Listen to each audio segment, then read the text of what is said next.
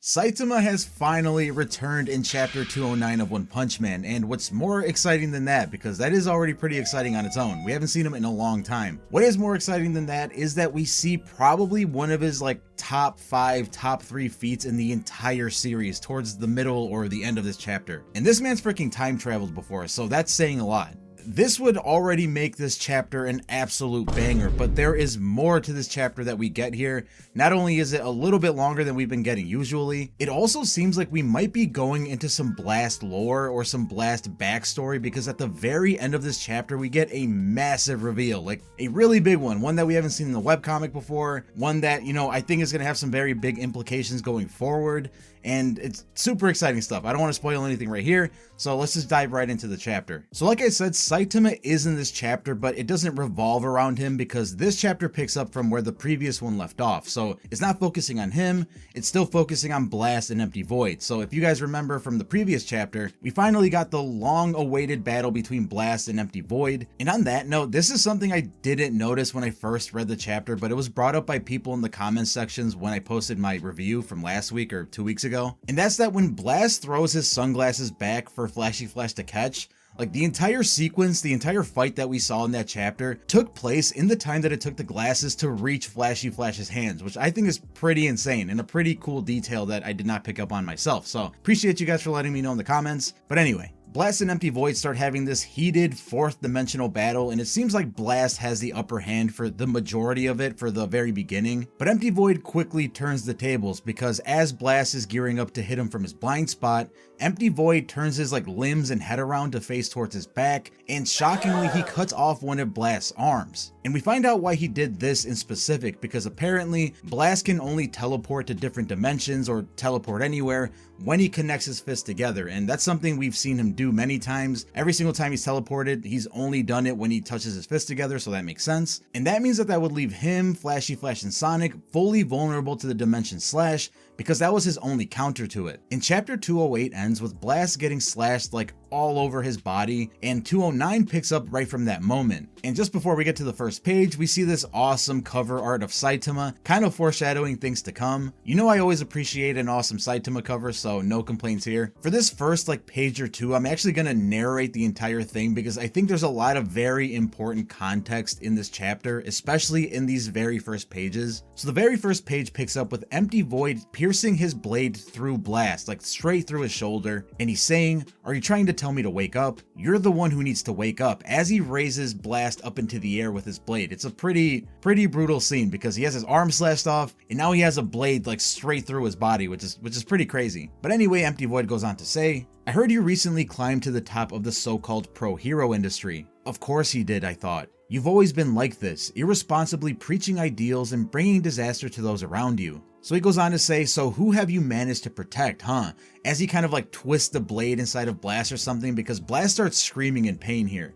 And then Empty Void mentions, "You have a kid, don't you?" And Blast kind of has this shocked look on his face, like he didn't know that Void knew this or something. But in that moment, Flashy Flash tries to interrupt with a sneak attack, and then Flashy Flash questions him. He says, "Then why not target that weak spot from the beginning? Wasn't that what we were taught at your village?" So it's kind of going back to what Blast said in the previous chapter, where Empty Void absorbing Cosmic Fear Garo's power somehow corrupted his god power that he currently had. Blast noticed that it kind of brought a piece of his humanity back to him, and that's why Empty Void didn't outright kill Blast right there and then when he could. So this is Flashy Flash kind of going back to that. But Empty Void doesn't even respond. He's standing on straight business right now because he just slashes Flashy, and it looks like it's a pretty painful one because we see blood spurting out. And Sonic tries to come in for backup, but this is when Empty Void does his little hand signs, and he ends up teleporting to this 4th dimension where he gears up to do another Dimension Slash. As he's gearing up in this other dimension for his slash, he starts saying to himself, "I'll turn you brats into rust on my Dimension Blade.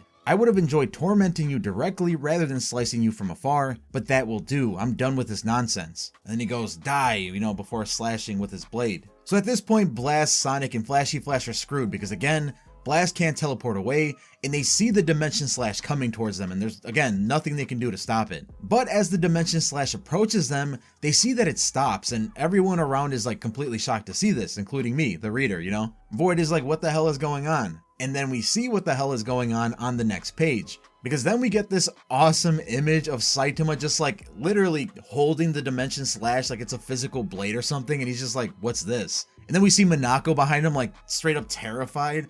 And honestly, I feel bad for Minako. I feel so bad for Minako because like ever since she got her bathroom break interrupted during the Monster Association arc by Saitama and Flashy Flash, she's just been put into some crazy situations over and over and over again. You know what I mean? My girl needs a break, but anyway. Empty Void notices the Slash isn't moving, and he's like, why is it not moving? There's nothing that could stop the tip of the Dimension Blade, which cuts through space itself.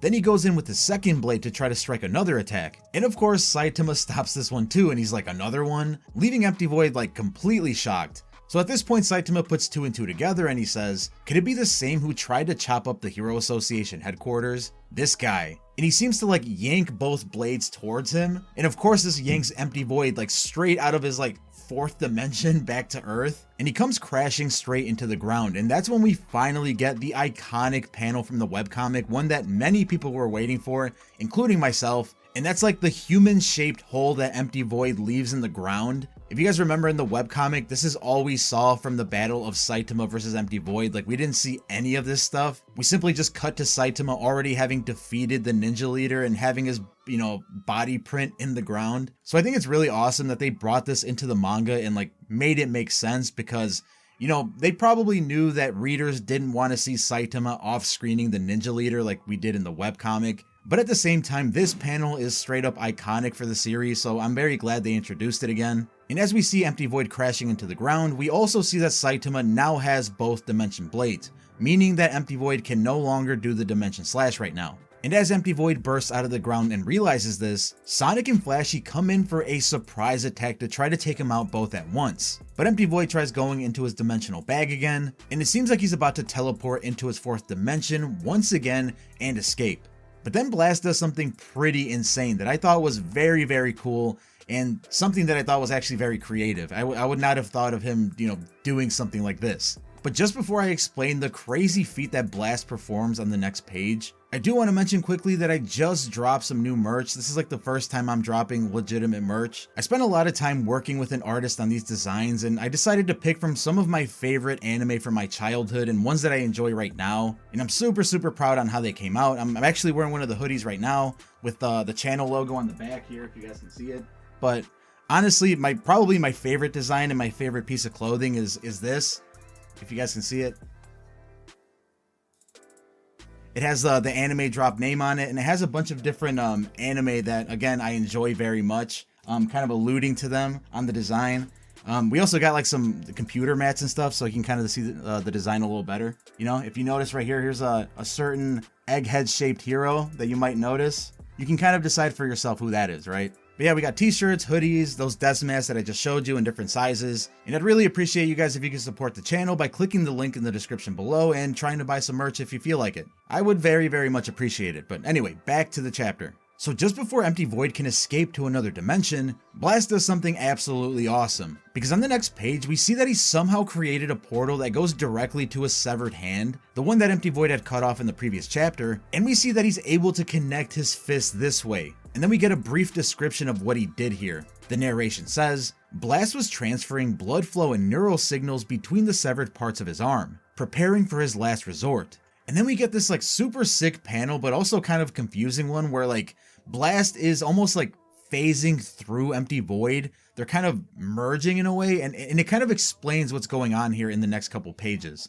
But just before that, Empty Void is kind of realizing what's happening, and he says, he's aligning with my coordinates. If we fuse like this, our biological structures will be torn apart. And then Blast thinks to himself, Sitch, I'm counting on you. Then we go to this flashback of him and Sitch talking, and Sitch is saying, that's absurd, Blast. And Blast responds by saying, it's just in case everything else fails, that's all. If by some chance the only way to capture him is by fusing with him, please try using your monster cell separation technology on us. It's okay if you prioritize his life. And right below that, we see that they're like actually fusing together. Now, what I think is really interesting about this is that I don't think this is being brought up just for nothing. I don't think this is going to be the only time we see something like this happening. I feel like One and Murata are teasing this to kind of tee up something that's going to happen in the future, something much, much bigger. What that is, I'm not entirely sure. Maybe like God tries merging with Saitama, or something like that, where like somebody tries merging with Tatsumaki, like one of, you know, God's disciples or something. But anyways, as they're merging, Blast notices that the power of light, which is another name for the power that God bestows on his disciples, he notices that it's repelling him, so the fusion doesn't actually happen. But what's really important here is that in that instant, Blast got to see Void's memories as their consciousness overlapped, meaning that he got to see whose hand Void took in the illusion, which was showed to him by the cube. And what Blast means by this is that, as we've seen in the past, when God's trying to offer his power to somebody, maybe someone that's more reluctant to accept it, he ends up taking the form of someone they trust, like somebody that they admire or respect the most. For Tatsumaki, that was Blast. For Garo, that was Bang. And for Empty Void, apparently it's this woman that we haven't seen before. But directly under this, we actually get to see who this is, because we see a picture of Blast,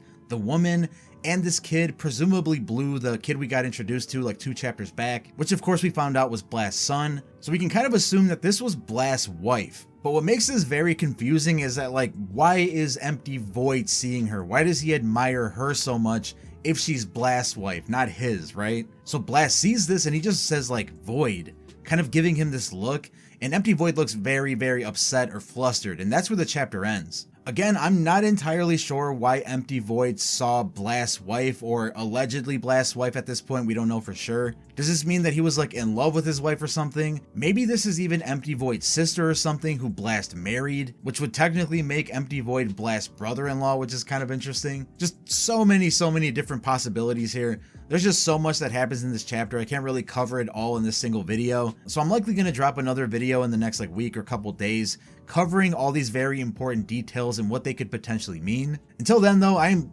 so freaking excited that this chapter was as awesome as it was. It was 20 pages long, a little bit longer than they normally are lately. Let me know what you thought about this chapter in the comments below. Again, if you get a chance and if you feel like it, make sure to click the link in the description and pick up some merch if you like it. But that is it for this one though. Have an absolutely wonderful morning, afternoon, evening, whatever, and I'll see you guys in the next video.